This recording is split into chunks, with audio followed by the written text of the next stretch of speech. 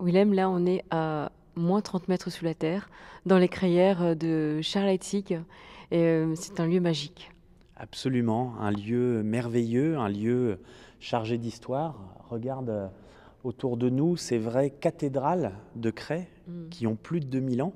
Ces crayères gallo-romaines qui ont été classées au patrimoine mondial de l'UNESCO en 2015. Nous fêtons cette année les 10 ans du classement de la Champagne et des crayères au patrimoine mondial de l'UNESCO. Et nous avons la chance, Charles Heidsieck, très belle maison de Champagne, d'être une des maisons propriétaires de ces crayères qui sont plus que un patrimoine qui est évidemment immense, c'est également un outil de travail. C'est dans cette optique-là que Charles Heidsieck, en 1867, les a acquis pour pouvoir faire vieillir ces flacons. Et c'est encore aujourd'hui, dans ces crayères, à 30 mètres sous terre, comme tu l'as dit, sans vibration, avec une forte humidité, plus de 85-90%, avec une température constante, qu'il fasse 35 degrés ou moins 5 dehors, nous sommes toujours à 11,5 ici.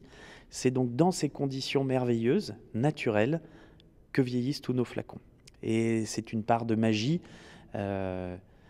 qui vient s'immiscer dans la bouteille et jouer avec l'assemblage.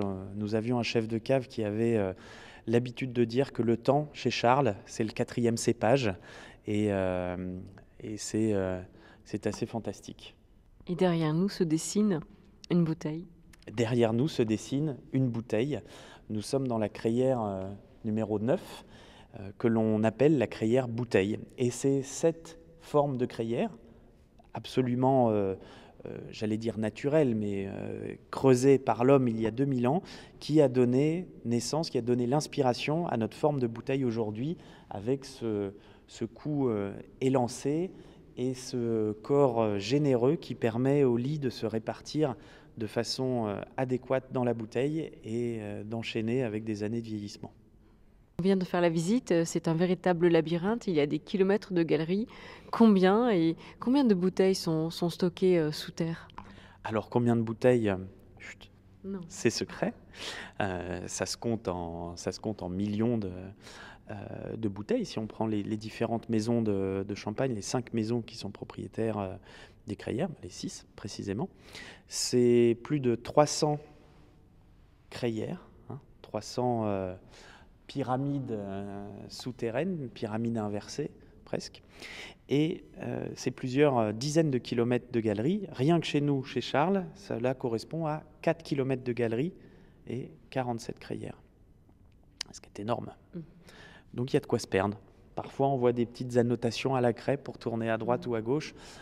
Bien heureusement, nos équipes ont bien l'habitude de travailler ici, que ce soit les caristes, les personnes qui mettent en entreillage les bouteilles, ou nos équipes de visite et réception qui ont l'habitude de faire le chemin par cœur. Alors nous, on a la chance d'être présents et de visiter. Mais est-ce que c'est ouvert au public? Charles est la seule maison propriétaire des crayères qui n'est pas ouverte au public.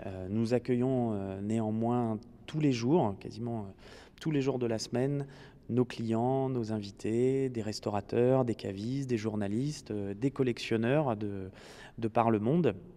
Je crois que nous avons des Italiens aujourd'hui. C'est vraiment un plaisir de pouvoir accueillir nos amis, nos invités, mais on n'est pas encore ouvert au public. Donc ça reste un petit joyau, et c'est également un lieu de production, un lieu de travail. Donc on n'a pas de circuit de visite grand public aussi pour cette raison. C'est la période de l'année où les crayères sont le plus en activité.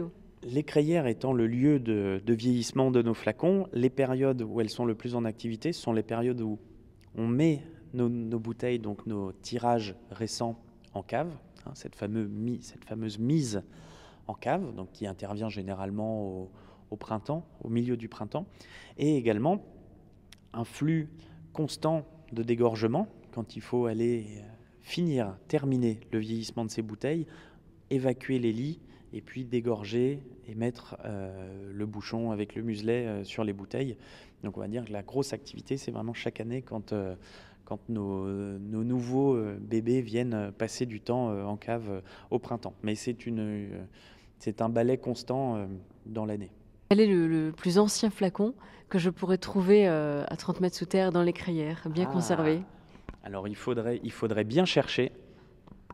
Il est bien verrouillé dans des crayères à mi-hauteur qui sont légèrement moins humides, mais ce serait un flacon de 1914 qui marque l'entrée en guerre de la France. Alors c'est pour une double raison, donc c'est un millésime incroyable de par son histoire. C'est aussi l'histoire des crayères, puisque entre 1914 et 1918, il y a eu une vraie vie dans ces crayères gallo-romaines, hein. Plus de 20 000 personnes vivaient une vraie vie, hein, entre les différentes maisons de Champagne. Il y avait une école, il y avait un hôpital, il y avait un théâtre.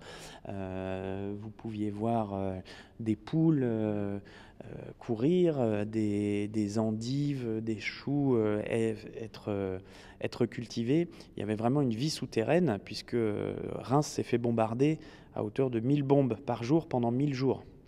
Lors de la Première Guerre mondiale, on n'est pas très loin du front ici, une soixantaine de kilomètres. Et donc c'est aussi un rappel de ce temps, cette bouteille de 1914 qui a survécu. Mais effectivement, nous avons de nombreux flacons des années notamment 60, 70 et davantage des années 80-90 qui vieillissent dans nos caves.